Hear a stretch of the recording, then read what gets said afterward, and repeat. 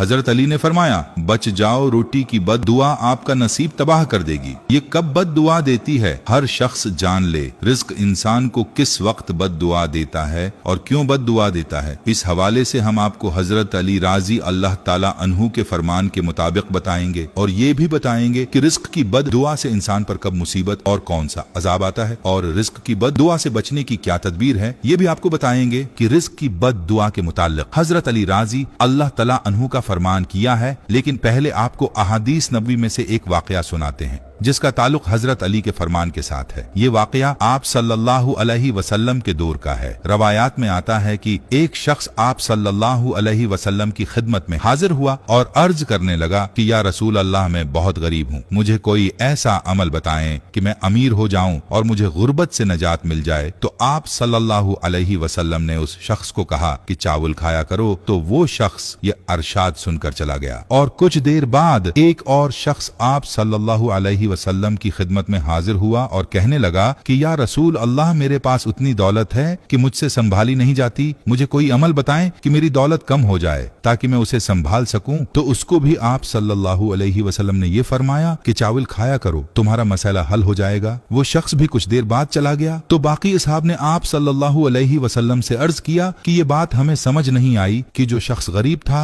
उसको भी आपने चावल खाने को कहा और जो अमीर था उसको भी आपने चावल खाने को कहा। तो आप सल्लल्लाहु अलैहि वसल्लम ने फरमाया, याद रखो, जब इंसान चावल बनाता है तो उसे खाने में चावल का एक दाना ऐसा होता है जो कि अल्लाह की रहमत और बरकत वाला होता है। गरीब को चावल खाने को इसलिए कहा कि जो शख्स गरीब है वो थोड़े से चावल खरीद सकेगा और चावल बहुत थोड़ी मिकदार में पका सकेगा, और जब खाएगा तो वो एक एक दाना संभाल कर खाएगा और उस तरह वो रहमत और बरकत वाला दाना उस गरीब शख्स के पेट में चला जाएगा और ये उसके लिए उसके रिस्क में बरकत का सबब बनेगा। जबकि जो शख्स अमीर है वो चावल ज्यादा पकाएगा और जब खाने के लिए चावल निकालेगा तो भी ज्यादा निकालेगा और कुछ खाएगा और कुछ जाया करेगा। इस तरह से वो इस दाने को जाया कर देगा जो बरकत और रहमत वाला दाना होगा, लिहाजा उसके रिस्क से बरकत खत्म हो जाएगी और उसके रिस्क में कमी का सबब बनेगी। इस वाक़ये का ताल्लुक बराह रास्ते अल्लाह के इरशाद की तरफ है, जैसा कि अल्लाह ताला फरमाता है कि जब तुम अल्लाह का शुक्र अदा करोगे तो अल्लाह तुम्हारी उस नामत में इजाफा फरमा देगा, और अगर तुम नाशुक्री करोगे तो अल्लाह का अजाब सख्त है। और याद रहे कि शुक्र का ताल्लुक कदर के साथ है और उसकी नाकदरी करना नाशुक्री कहलाता है। और ये अल्लाह का कादा है कि जो भी शुक्र करेगा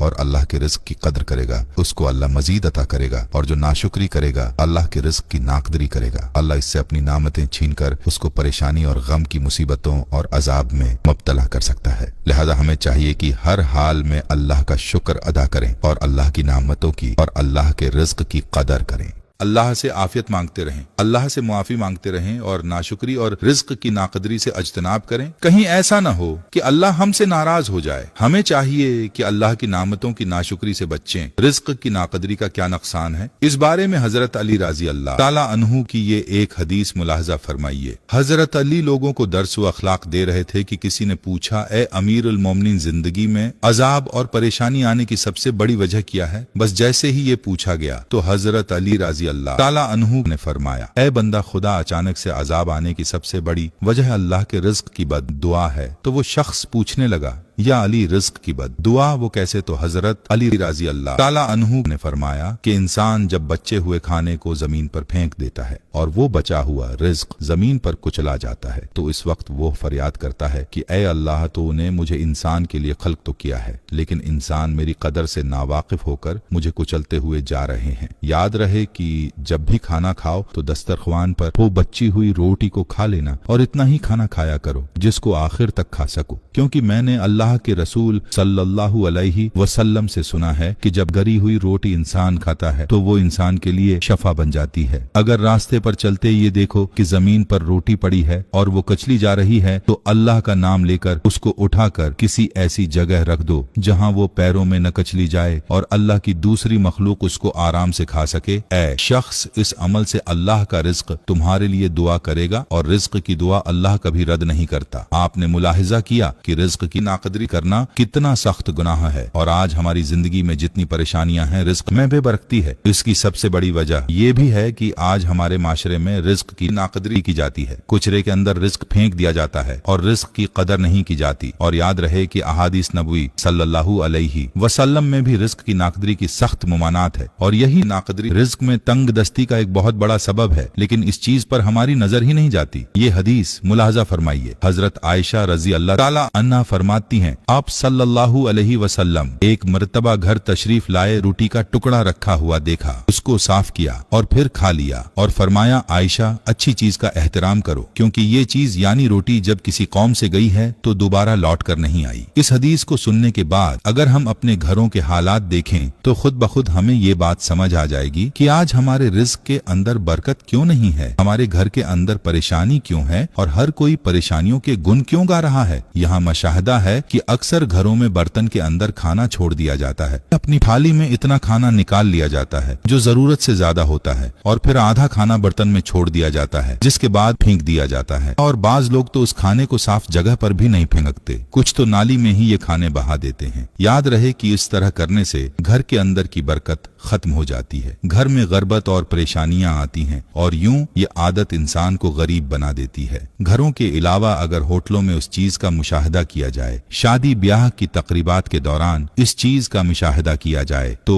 इंसानी अक्ल दंग रह जाती है कि तकरीबात में खाने की किस हद तक बेकदरी की जाती है। अल्लाह पाक से दुआ है कि अल्लाह पाक हमें रिज़्क की कदर करने की तौफीक अता फरमाए, आमीन।